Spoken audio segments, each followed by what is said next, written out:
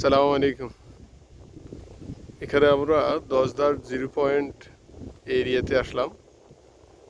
এখানে স্থানীয় লোকজন বলতেছে কিছুদিন আগেও, গত 2 থেকে 3 মাস 4 মাস চলতেছে, এখান থেকে 1 কিলোমিটার ডিস্টেন্স ছিল এই নদীর দূরত্ব।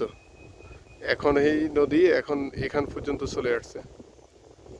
এই কিছুদিনের ভিতরে এভাবে চলমান নদীর ভাঙন যদি থাকে, ভাঙন থাকলে আপনার পুরোটা এরিয়া, আপনার গ্রাম, বসতি গ্রাম সব ভেঙে নদীতে বিলীন হয়ে যাবে।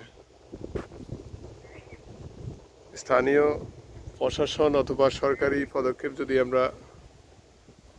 ওনারা সহযোগিতা না পায়, তাহলে দিনের পর দিন এভাবে বসতি বাড়ি ভেঙে নদীতে বিলীন হয়ে যাবে।